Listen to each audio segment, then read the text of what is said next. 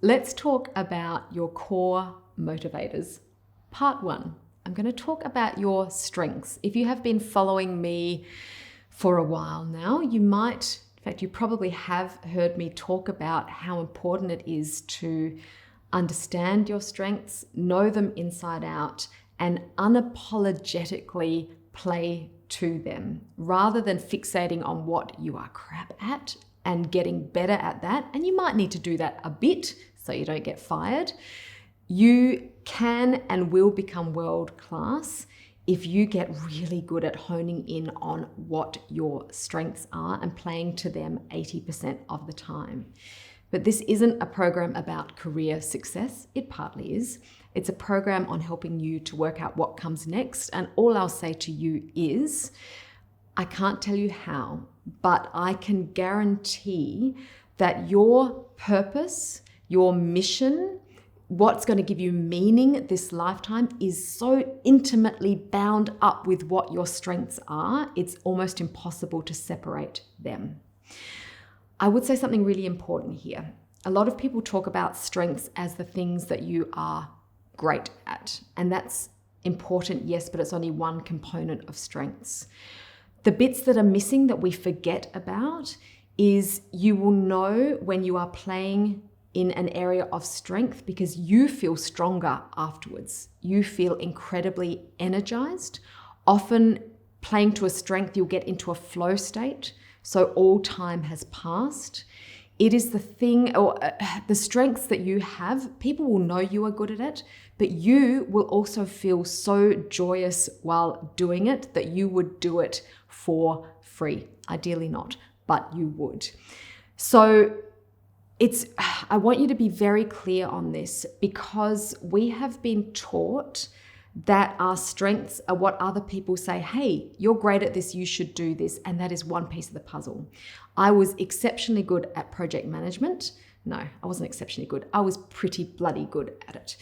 I could have made a career in it, but I hated it with a passion. You need to understand what you are great at, what lights you up, and what gives you a sense of all time passing. Those 3 things make up your strengths.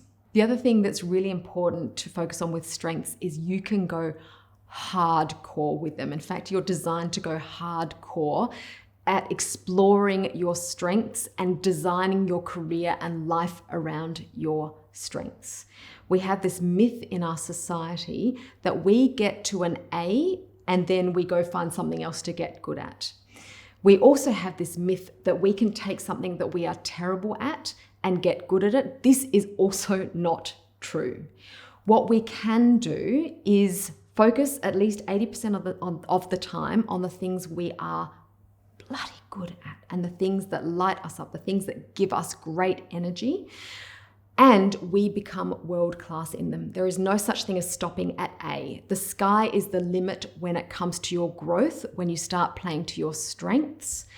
And because you are naturally good at it, it gives you energy, you get great feedback, you are motivated to keep going. It's this beautiful virtuous cycle upwards where it's almost like career or life whiplash. If you focus on understanding your strengths, playing to them at least 80% of the time and getting better and better and better in your areas of strengths, you'll be like, oh, what do you mean I was there and 6 months later I'm here?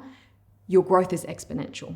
So that's my little pep talk for why strengths are important and why what comes next for us needs to line up with where we are strong, where our areas of strengths are.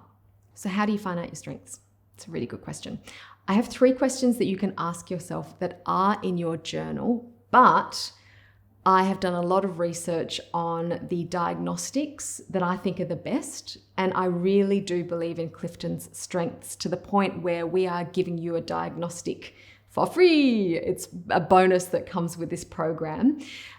In the email that goes with week 2, you'll see the instructions for how to chat with my EA. You can chat if you want. I really mean email, and she will send you the code that you need to get into Clifton's strengths. What it will give you, if you haven't done it already, is a list of your top 5 strengths. And it's not just the same descriptions as everyone gets. What you will get is a very clear sense of how your strengths interact with each other. Your report will be unique to you. Once you have done that, and it takes about 20 minutes to do that exercise, go back to your journal, and then you can follow the next set of strengths journal prompts. If you've done your Clifton Strengths relatively recently in the last 2 years, and you would like to take that entry into doing the diagnostic and then pay it forward to someone else, feel free. We would love you to spread the love when it comes to helping people to understand and maximize and play to their strengths. So that's it on strengths.